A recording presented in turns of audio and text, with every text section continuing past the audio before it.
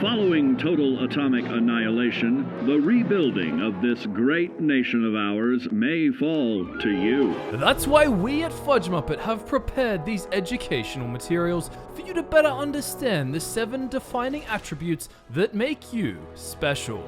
What's going on? My name is Michael, and in this Fallout 4 video you will learn everything you need to know about the Strength special stat and all of the 10 perks you can get from it. And not only will we cover what they do, but also if they're worth it for your playthrough, so you can set up your character the best way possible from the start. If you're brand new to Fallout 4, or you're simply coming back to it like us after a long time off, then I strongly recommend subscribing to the channel and hitting the bell icon to stay on top of Fallout, because we're about to release videos for every special stat, covering every perk in the entire game and whether or not they're worth it for you, even making a video on companion perks, and a later video that considers perks with survival mode in mind. In the dangerous and unpredictable wasteland, sometimes the most useful gun show is the one happening either side of your head. Bulging pecs, glorious glutes, and the strength to match can be just what you need, but they might also be a gigantic waste of your special stat investment and perk points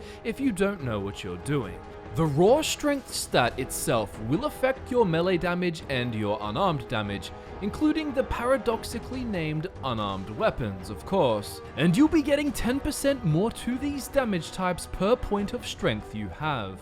So with 10 strength, you'll do 100% more unarmed and melee damage, at 4 strength you'll do 40% more, and so on. But remember, this is all compared to the base damage of a weapon, and even when you have 1 strength, that's already the base damage plus 10%. So don't expect your damage listed for a weapon at strength 10 to be exactly double what it was at strength 1. It'll be a tiny bit less, though doubled again if you get all the ranks of the relevant damage perk. So if you're wanting to play as an unarmed or melee character, then this is going to be one of your significant stats. Though depending on your other stat choices, that doesn't necessarily mean you'll need to max it out up to 10.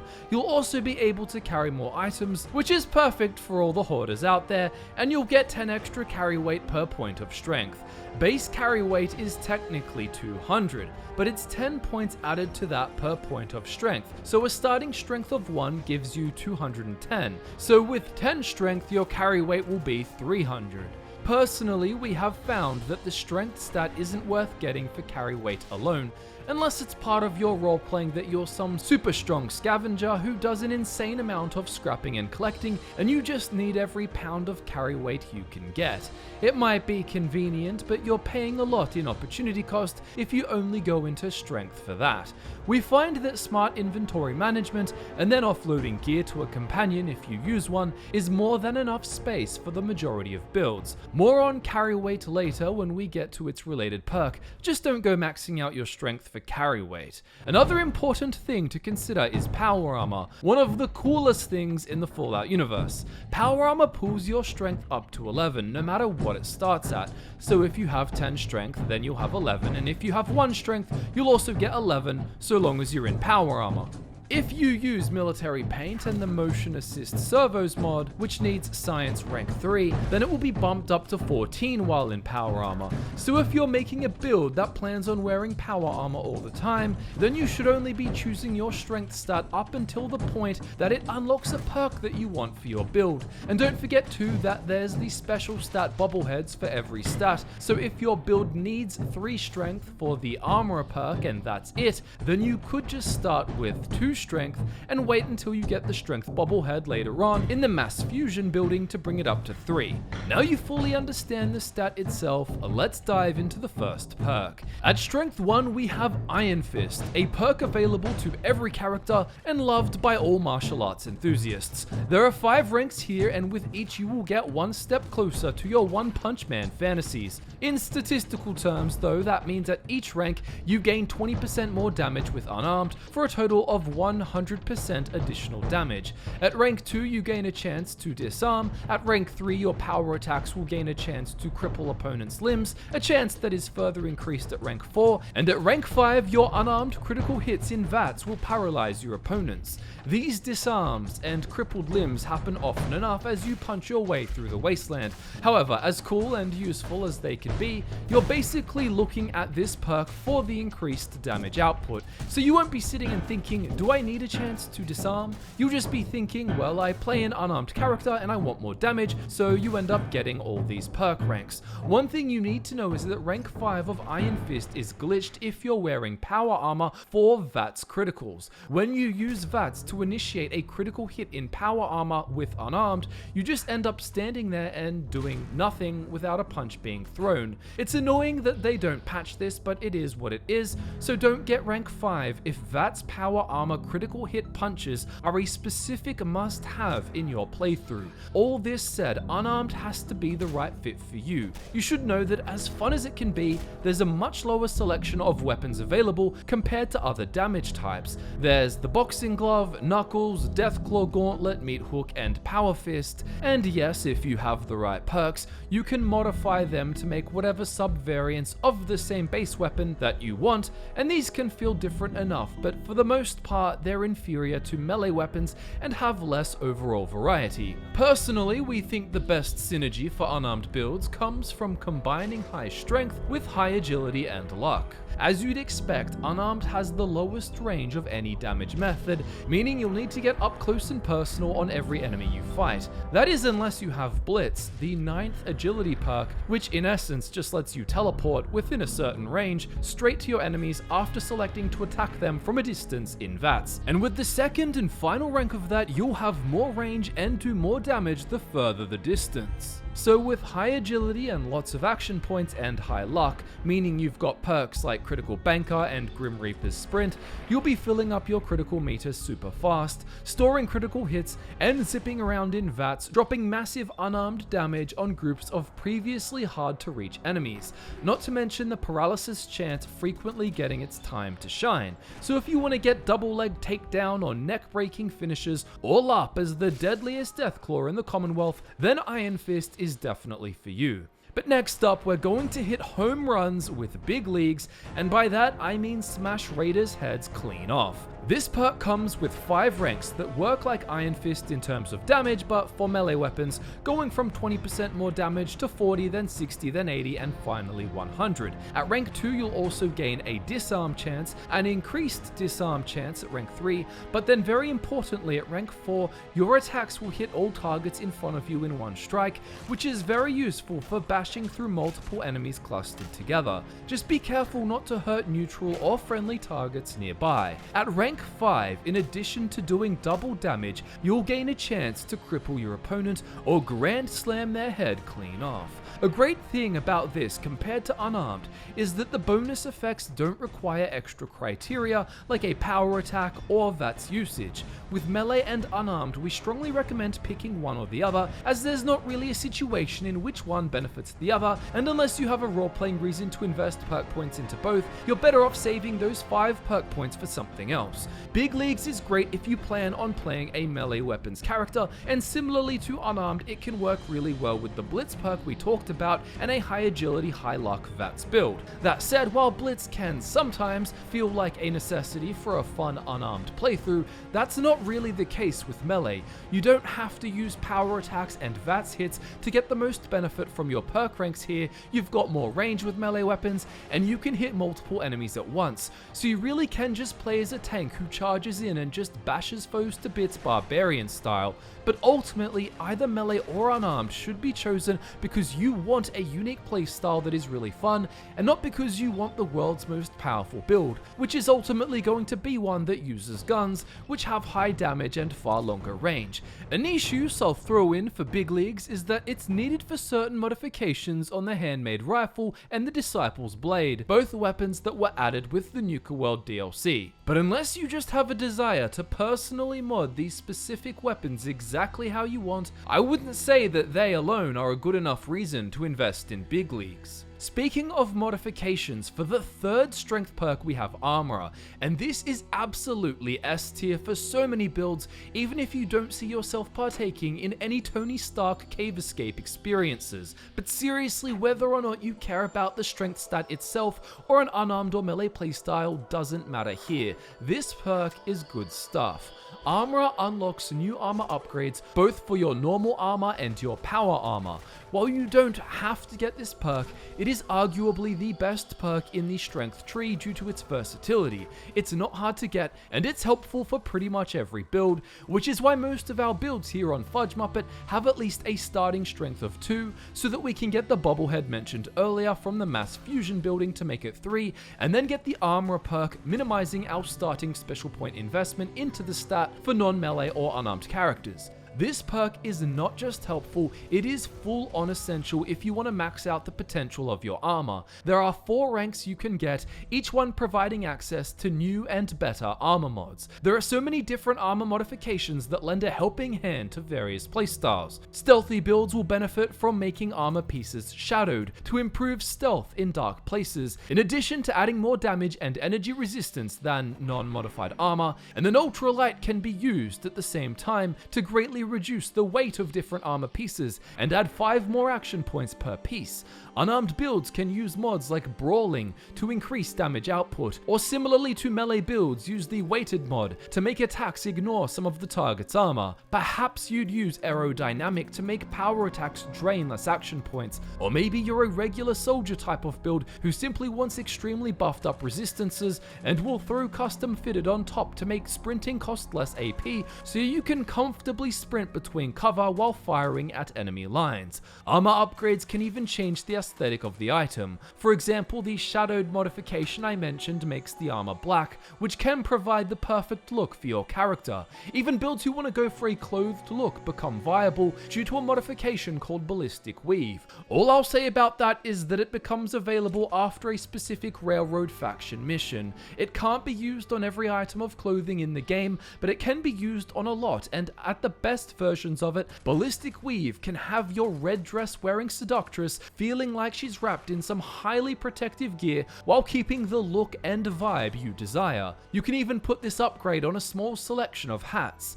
You can also wear certain clothes under your armor, and if you make these clothes armored, then you can double up your resistance boosts. Outside of some niche things, such as Ballistic Weave, Fallout 4 does show you the modifications available to you when you select items at their related workbench, so you'll be able to see how many ranks of armor you'd want to get for your build as you play through the game. Due to the fact that the perk ranks have level requirements, it's not like you'll accidentally pick more ranks than you need too early on. The only problem is that you need to choose your base special stats at the start of the game, and you may very well want Intelligence perk number 6, Science, which is frequently required in conjunction with Armorer if you're looking to build higher tech mods, and especially if you're wanting to get all of the options from Power Armor. Cool things like jetpacks, which need Armorer rank 4 and Science rank 4, or mods like Emergency Protocols to increase speed by 25% and reduce incoming damage by 50% when your health gets below 20%. There's even a Stealth Boy mod to activate a stealth field when you crouch in Power Armor, or Tesla coils to literally deal energy damage to nearby enemies. If you're going to be really into Power Armor, then Science is strongly recommended alongside Armorer. But if you don't care about technological tweaks all that much and will wear standard armor most of the time, then Armorer can still be used alone, and it's likely worth it for you. You can Google Fallout 4 armor mods and find the wiki listing all the different mods and what rank of Armorer and Science you'll need if you want to plan ahead. Moving on to the 4th strength perk, we're climbing up the stairs to the Skyforge with Blacksmith. If you're not going to be using melee weapons or unarmed, then you just don't need this perk. Similarly to Armorer, it grants you ranks of increasing access to better upgrades. In this case, there are 3 ranks, and each one of them will let you modify your melee and unarmed gear into newer, cooler, and more powerful versions. It also allows you to upgrade your power armor fists without any Science requirement, unless of course you want Tesla Tesla braces to add energy damage to unarmed attacks. Blacksmith is definitely a cool perk for certain builds, as you'll end up tinkering with your gear and probably having more variety in your weaponry early on. However, for most builds, it would likely end up feeling like more of a convenience perk than a must-have. For unarmed builds, the first rank of Blacksmith is required for crafting some mods for weaker base damage weapons like Knuckles and the Boxing Glove, but of the best unarmed pieces of gear, choices like the Deathclaw Gauntlet and the Meat Hook don't even need Blacksmith to upgrade them to their full potential. The Power Fist does require rank 2 for the Puncturing mod and rank 3 for the Heating Coil mod, making it potentially worth it if you plan on using the Power Fist as your main weapon. However, do consider that you can end up finding Power Fists in the game that have mods on them already, and don't forget you can always take mods off weapons you find and put them onto others of the same model without needing the right perks. While it would be a massive annoyance and near impossible to come across every armor piece with the exact mods you want, hence Armorer is still worth it, as are things like a Gun Nut due to guns having so much mod variety, you're much more likely to come across unarmed and melee weapons with the mods you want. In fact, you can find a Power Fist with the Furious legendary effect, which increases damage by 15% after each consecutive hit on the same target, at a location called Swan's Pond, killing an enemy known as Swan. This Power Fist actually comes with the Puncturing mod on it, so if you want to get all 3 ranks of Blacksmith to make sure you definitely get a Power Fist with the Heating Coil mod, then that's up to you. Personally, unless I'm specifically playing a build that uses power armor unarmed attacks, I wouldn't bother if I can put those 3 points into something else, such as getting 3 more points of agility that ends up unlocking the Blitz perk for my build or something more useful like that. For melee weapons builds, you may find Blacksmith more worth it due to the fact that there are many more melee weapons in general and many more opportunities for upgrades, but again, many can just be found or bought. There are some legendary weapons that you would want to upgrade, including true uniques that you simply won't find anywhere else. Just keep in mind that some weapons like Grognak's Axe can't be upgraded, and other weapons do have upgrades that can easily be found and swapped on. So if you have a certain build in mind, built around a particular weapon, then it's worth doing some research to see how easy it might be to get the ideal version of that weapon without Blacksmith, so that you can save perk points for other things instead of wasting them to just get a mildly upgraded weapon. Again, it may be worth it if you're planning on using a very specific weapon or a unique legendary that is upgradable. You might also like Blacksmith if you plan on using a handful of weapons, like carrying 4 melee weapons at a time and upgrading them all as you play. There's plenty of fun, wacky melee weapons to craft and use in the early game. Just don't view the perk as essential for your character unless it truly is for a weapon you want. Even if you want to go into the game blind with no research, at the very least take your time with each rank, looking at what weapons you have and what you want to create before investing each perk point. At Strength 5 we have a perk directed by Michael Bay. This is Heavy Gunner, a perk which allows us to utilize the weightiest of weapons with an extra degree of precision. We are talking all things loud, thick and deadly. This perk is another one of the damage based perks on offer related to a specific weapon category, in this case heavy weapons. You'll gain 20% more damage with heavy weapons per rank, up to 100% more at the 5th and final rank, and at rank 2 and 3 your hipfire accuracy with such weapons will improve, and at rank 4 hits gain a chance to stagger. Now straight up, heavy weapons cover some of the most powerful weapons in the entire game, and they're a ton of fun to use. Miniguns, a Fat Man, Gatling lasers, missile launchers, modifications to make them all extra wild and powerful. There's no denying how sensational they are. There are even quirky options like the Cryolator and Broadsider.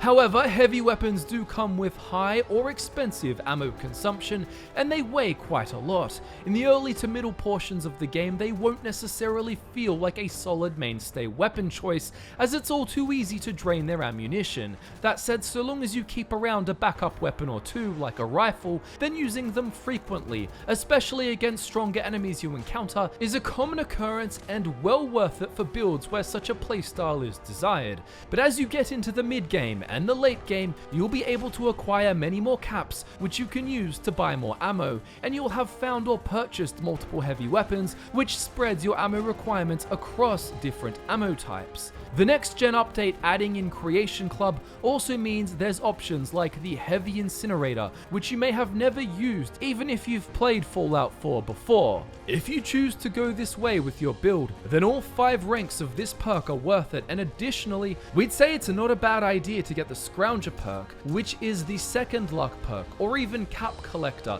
the first charisma perk, in order to keep your ammo topped up, sell ammo you don't need for more caps, and buy more ammo with better prices. Heavy gunner damage increases can also stack with those from the 5th perception perk, Demolition Expert, which is perfect if you plan on using the relevant weapons here like the Fat Man or missile launchers or any other explosive damage based heavy weapon.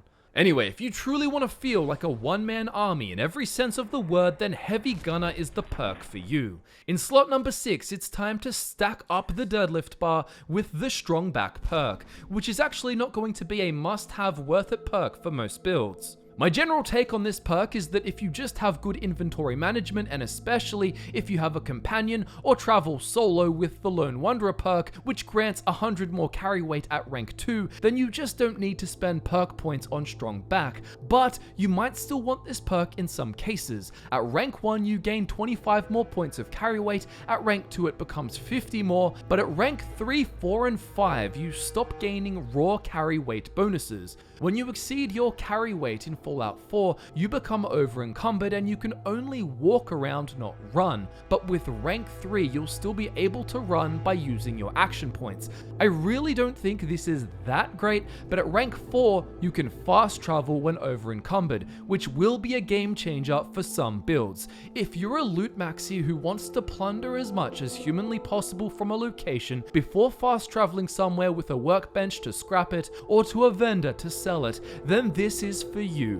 The fact that rank 3 lets you move around faster than walking speed while continuing to loot, provided you have enough action points, makes that process so much more convenient. They do drain kind of fast though, but at rank 5, this over-encumbered running costs 50% less action points. At the end of the day, this is a pretty low priority perk that most characters simply won't need. I'm not saying that such bonuses aren't useful at all for a certain type of character, but rather that the opportunity cost to get them is just too high for many builds, and you'd be better off putting the perk points elsewhere and just managing your inventory better. 5 perk points is a lot. You could get every rank of any other perk. Even if you only got 4 ranks to fast travel, that's still 4 ranks that could go into Gun Nut or Hacker or 4-Leaf Clover. You get the idea, and most builds that don't use Unarmed or Melee won't have 6 strength anyway.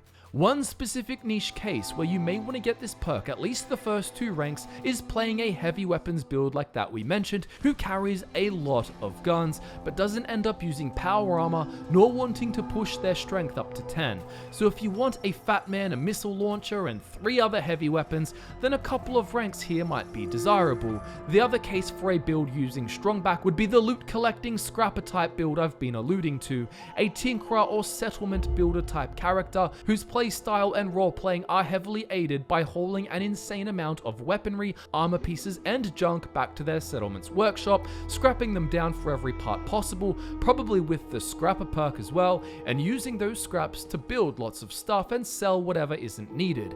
That build might want this perk, but in all fairness, I don't want to make out like it's a necessity even for a settlement builder character. Going all the way up to 6 strength is a big sacrifice just for that, though it may be the best choice for your personality. After all, we play games to enjoy ourselves, and if you find efficient inventory management to be a chore that keeps interrupting your gameplay flow, then understandably 2, 4, or all 5 ranks of this perk might be something that interests you. If you're all about the scrapathon collect everything vibe, I totally understand. Just don't get this perk if that doesn't sound like you, because it's not some insanely needed perk by a long shot. Speaking of long shots, at Strength 7 we have the Steady Aim perk, but will it hit the mark for your build? Its main function is to improve your hipfire capabilities. At rank 1, hipfire accuracy is improved by 20%, 40% at rank 2, and at rank 3, added by the Nuka World DLC, you get a 5% damage bonus when hipfiring.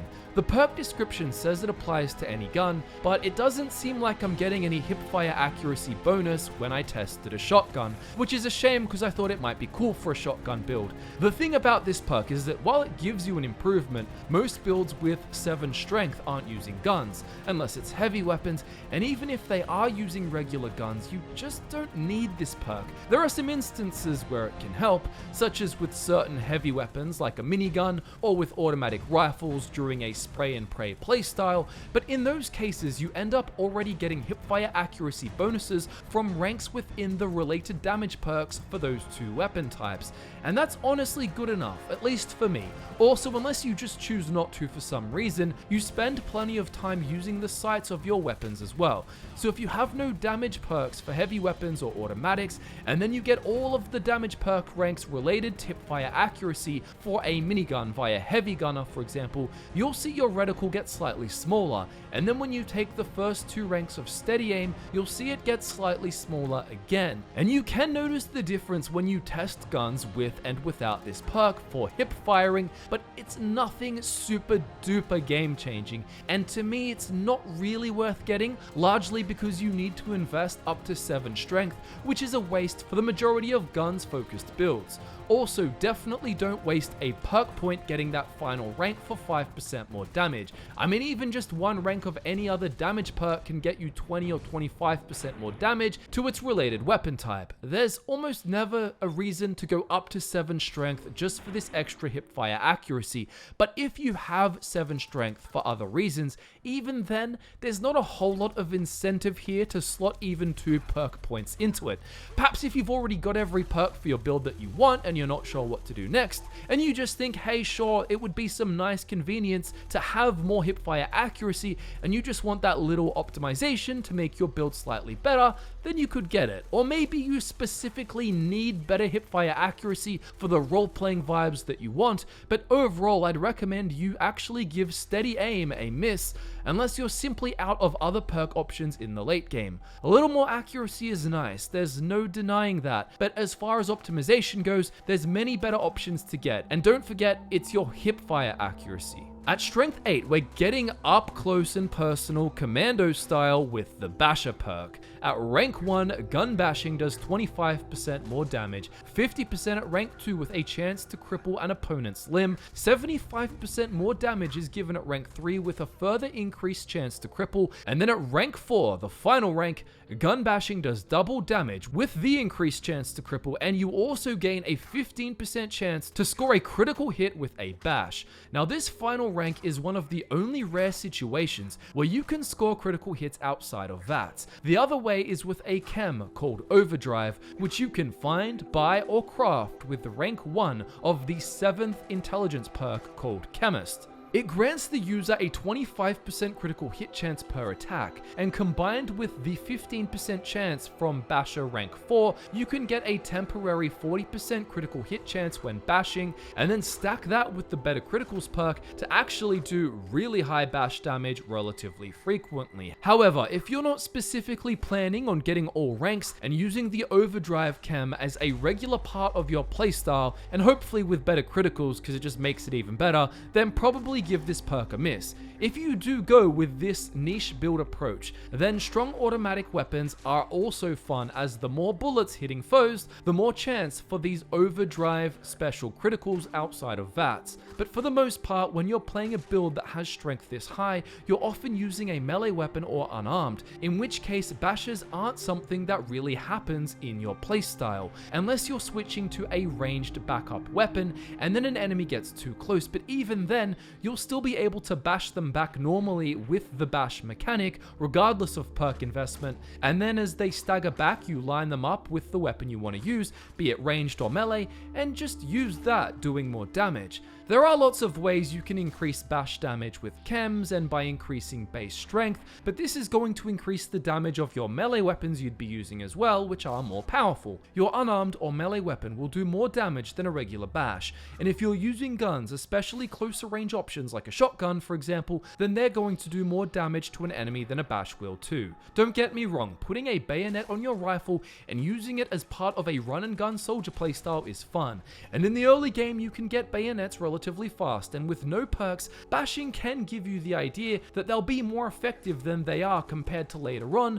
when so many more powerful weapon options and damage capabilities open up for you and enemies become tougher. Bashing might be your thing, but it ultimately becomes a playstyle playstyle vibe choice rather than a statistically worthwhile investment here, unless you're going to use that very specific setup that involves taking your critical hits to Super Saiyan levels, and perhaps even using things like a minigun with the Shredder mod and no ammo so that you can hold down the firing to constantly spin it around and deal damage with a very high chance per hit to get cripples, criticals, and so on. So if you want to use the minigun specifically with Overdrive, or even just Basher rank 4, which is actually related to this minigun's Shredder mod, then it can be really cool. But only get this if you're planning out this niche bashing crits playstyle ahead of time, otherwise skip it and put the points into something else. The 9th strength perk is Rooted, which means something completely different here in Australia.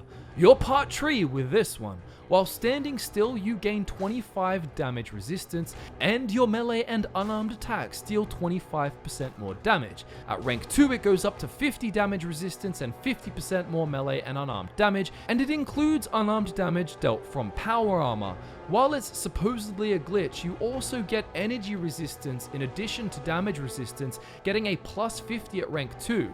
At least that's the case on PC. At rank 3, standing still grants you a 25% chance to disarm enemies using melee weapons against you. It seems it doesn't work on unarmed weapons, and while I've heard it disarms gun bashers, that didn't happen to me during my testing.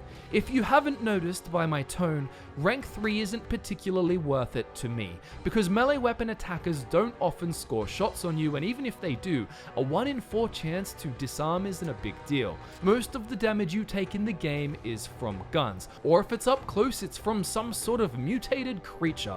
Of course, there's some utility in this, because you'll be getting up close to enemies as a melee build, and some do use melee weapons, but most don't. So I wouldn't waste a perk point in it unless I'm already past, say, level 50, and just looking for new playstyle benefits to gain. Also, I'm sure it can just come down to a run of bad luck, but when I was testing this, I had a time where rank 3 didn't work at all, and another time where it did work, but it was more like 1 in every 8 attacks.